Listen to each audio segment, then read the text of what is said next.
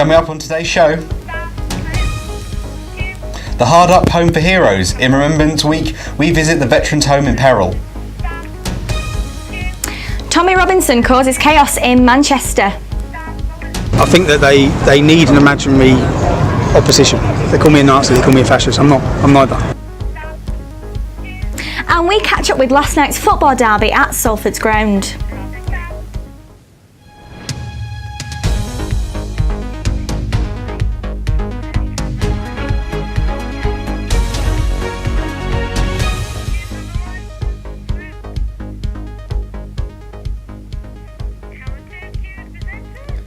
Hello and welcome to Quays News with me, Ellis Hyde. And me, Julia Kirkwood. Today's top story. Since 1916, Broughton House has served Manchester's veterans and has remained the same for 100 years. But this is about to change. Over the last 4 months, they have raised £7 million to build a bigger and better facility. Now they've started a new appeal to raise the final £1 million needed to complete the project. I went to Broughton House to find out how they plan to do it.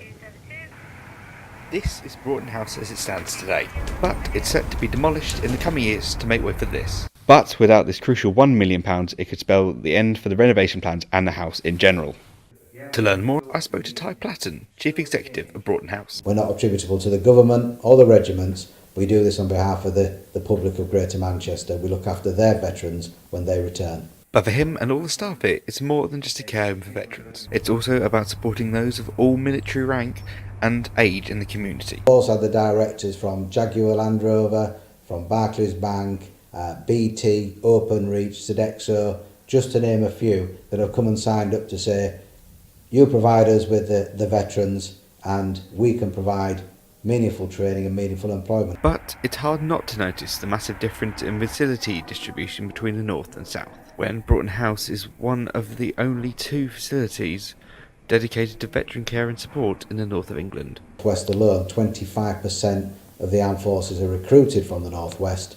You can see that it's quite a low number. We're down south, there's probably 12 to 15 such facilities, and getting Manchester and Greater Manchester to understand that we are one of their best kept secrets and one of the most deserving. So working on social media now and working with tabloids and broadsheets to get our message out there of why we should remain here for another 100 years. When you've met men that have stood at Dunkirk, Normandy, Arnhem, been in Japanese prisoner war camps, have been blown up in Northern Ireland, yomped the Falklands, served in the Gulf, and you hear the stories of what they've endured, it is quite a humbling and an amazing place at the same time. Around 1,000 people turned out for the book launch of former leader of the English Defence League, Tommy Robinson, in Manchester. However, this was met with protests from United Against Fascism. Our reporter Caitlin Blackwell was there. Tommy Robinson, a man best known for his views on Islam, launched his new book, Muhammad's Quran, in Manchester Friday, where thousands of people, both fans and protesters, descended on Castlefield Bowl. I think that they need an imaginary opposition. They call me a Nazi, they call me a fascist. I'm neither. I just had a discussion with one as I come in, and I asked her what she knows about Islam, what she knows about Muhammad. Nothing at all. So people build me up as some figure of hate, or they say that when I actually get to talk to people who oppose me and said, like, why do you oppose me? The things they say is nothing I've ever said. You're against all immigrants. No, I'm not. Never said that. You hate all Muslims. No, I don't. You want all Muslims to leave the UK. No, I don't. It's the signing of this book, Muhammad's Quran, that's brought all these protesters here today. Originally, the book signing was meant to be an inside event because Tommy wanted to prevent any riots or protests outside happening because he wanted to meet his fans in a safe and secure environment. However, that didn't happen.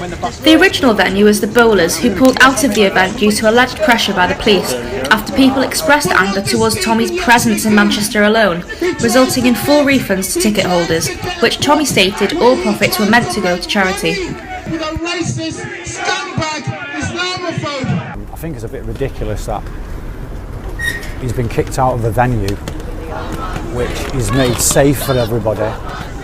As you can see, there's only a few people here now, but there's going to be a few thousand, isn't there? Too many people have heard nasty things about him, and it all boils down to him starting the EDL. Great British democracy teaches us we stand on the right side of history. You stand on the wrong side of history. We are the majority. You are the minority. The protest outside the venue was organised by the United Against Fascist campaign, who didn't believe the book signing should ever have been allowed to take place, as they feel his views and the message in his book promote hatred and division in the UK. He may be concerned for the safety of others, which is why I'd have a conversation with him. I'd be happy to have a conversation with him, but his justification and what gets said alongside it when you're amidst people that are saying you're not English, based on their understanding of another person's religion, that's incitement to hatred. His intention is to create division among different cultures and religions rather than tolerance and acceptance of difference. To be honest, if you spent a day with me, you'd see the reception I get. They paint me up as the most hated man in Britain. It's just absolute facade. I get heroes reception everywhere I go. The book signing came to an end with a presentation projected onto a lorry for the fans, whilst the protesters continued their chants on the way back to St Peter's Square. Caitlin Blackwell, Quays News. An interactive trivia tour around Manchester's top spots could make day-to-day life in the city centre more interesting. Will Freeve found out how. There's a new way to get to know Manchester, keep fit and learn a little as you go. It's a web-based game designed to help you learn the hidden secrets of the city. You scour the streets for famous landmarks, blue plaques and notable locations. These unlock more than 100 questions with points awarded for correct answers. When we describe it, we talk about it being Pokemon Go meets University Challenge meets hide and seek. It's kind of the idea. It's a bit of a play on all of that, that you can't just sort of look it up on Google, go find it on Google. It's the idea that you're somewhere in that place and it prompts you to look at something and to look at something in a different way. 9 months were spent developing the code and 500 students were involved in a trial run. The benefits could soon appear in the classroom. But I've already had colleagues approach me and say, can I use this in my teaching? And that's really where I want to push it a little bit more as well. Let people be able to set their own game up, wherever it might be, and challenge their students or whoever it might be to get out and about, but at the same time learning something in a sort of, a different type of way. The game is live for those who want a little extra knowledge and miles in their legs. Will Freeve, Quays News. Well, that seemed interesting, didn't it? I know, I think I might have a go next time doing shopping. Now for the sport, and I believe there was a football derby in Salford last night.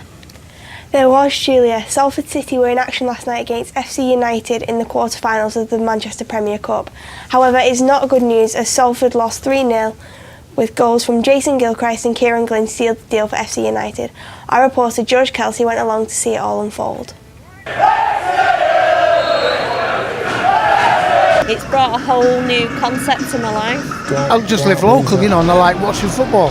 When you think of the Manchester derby, you'd be forgiven for immediately assuming we're talking about Man City versus Man United. But that's not the case today, as Salford City of the National League North take on FC United of Manchester in the same division.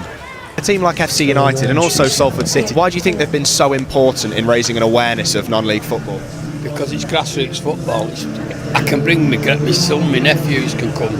And it's cheap and it's regular. It was either Manchester United and my husband's Manchester City, so that's all we know. But I actually love this level because I do feel it's like Manchester United when I was 14. We used to get around 100 fans and then now we have 2,000 fans some weekend. That awareness must have come from somewhere, Sat in the concrete stand over there last year, now look at where we're sitting now. On the night, it was FC United who defied league form to progress into the semi-final of the Manchester Premier Cup with a 3-0 win. Both clubs, Salford City and FC, raised such an awareness of the divisions that go below the Football League. And long may it continue. George Kelsey, Quays News. Now let's take a look on the latest on Tyson Fury. I've got nothing to be afraid of at all. And after looking at the fight on the weekend with AJ and Takan, AJ struggled with, let's face it, a glorified midget. No disrespect to midgets, because I happen to like midgets. Jamal, our boxing expert, is here in the studios to tell us more about it. So are you surprised that he's back in the headlines once again? No, I'm not surprised at all, to be honest. I mean, he's built his career around controversial statements, and it's a testament to his star power that he's kept in the limelight for this long. You know, he's the most talked about star in boxing, and he's been out for 2 years. But the statement that he has said about Takam being a midget, I mean, come on. Tyson Fury's 7 foot tall. Everyone's going to seem like a midget compared to him. Now, the UK Doping Agency have said that if Fury wins his doping case, that they could have to seek government funding. So tell us a little bit about the case so far. Well, the case stems back to 2 years ago. Actually, Tyson and his cousin Hughie Fury, they failed a test, which they failed the test for anabolic steroid use, which they've said stems from them guys eating wild boar, which has naturally high testosterone levels. So they are looking to get that as a way out of the case, and if they do win the case, Tyson's making $5 million per fight, and the anti-doping agency have an $8 million budget per year, so this could be really devastating for the anti-doping agency if they lose this case. Now, do you think we'll see Tyson Fury back in the ring again soon? I mean, I'd like to think so. I mean, looking at the shape that he's in at the moment, it's a long way to get there, but the fight with Joshua that's on the table is the biggest fight, not just in boxing, but in combat sports, and I definitely want to see him in there. It's like poetry in motion watching him in the ring, so yeah, hopefully he comes back this time next year, but we'll have to wait and see. Thanks, Jamal. Now, have you ever wondered what it's like to be Robin Hood? Well, now you can, thanks to the University of Salford's Archery Society. Our reporter Michael Plant went along to see what it was all about. For most, archery is more closely associated with history or television fantasy. But for these Salford students, it's a frequent reality. The university's archery team meet twice a week to shoot, socialise and have some fun. And the team's new recruits are gearing up for their first competition this weekend, as they told Quays News. You enjoyed the club so far then, since you joined? Yeah, it was very good. Just like, wish it would have been there, in a daily repeated way, but I guess there's only one class per week. And are you looking forward to your first competition on Saturday? I'm really excited. It's one of the first things I'll have done with archery pretty much at all, and to be a part of a competition this early, very excited for it, yes. The club compete in a variety of events, both internally and against other universities. However, students can just come along to enjoy themselves and don't need to focus on the competitive aspect. The team are coached by a number of highly qualified and talented coaches, such as chairperson Emily Heath. Just so much fun, shooting bows is super cool. Do you want to your favourite superhero in a film, or it just looks amazing, and it is a really detailed sport, but it is a sport for everyone. So disabled archers are really involved, anybody really, people with visual impairments and things like that. It's such an accessible sport, as well as being really, really fun. So archery in terms of a sport is just amazing in terms of its inclusiveness and the things you can learn and the different skill levels, and just how accomplished you feel when you hit that centre. It's great. And then in terms of the University of Salford Club, we are a really fun and social club. We're really open and friendly as well. The club practice every Tuesday, with the beginners training at the University Sports Hall between 4 and 6, and the more experienced archers shooting in Allerton Hall from 6 to 8. The club will be recruiting again in the new year, and those interested should contact their Facebook group closer to the time. That's all for sport this week, but good luck to the Archery Society with their competition this Saturday. Thanks, Sean. It was freezing this morning, wasn't it? Did you scrape your car? I did. It definitely felt like it was at least -1, but let's see what it's going to be for the next couple of days. Good afternoon. Well, it's been a pretty dry day so far here in the northwest. However, I am sorry to say this will only be short-lived. Later on this evening, clouds will thicken and provide some patchy rain across the region, with a maximum temperature of 10 degrees. Thankfully, this should all be clear by tomorrow morning, leaving us with a bright Thursday afternoon. As we move on into Friday, it will be windy with some rain. However, this will be clearing to give us some sunny spells as the day goes on. For the weekend, it will feel colder with sunshine and the odd showers now and again. So if you are attending Radio 1 Extra live at Manchester Arena, it's probably best to have a coat ready for when you have to go back outside. That's all for this week. Back to you in the studio. That's all for us on this week's Quays News. Keep up to date with all of our latest news on Facebook, Twitter at Quays News, and our website at quaysnews.net. And make sure you do stick around to watch the lowdown on at Quays News TV on YouTube after this. Keys News will be back here next week, but for now, thanks for watching. Goodbye. Goodbye.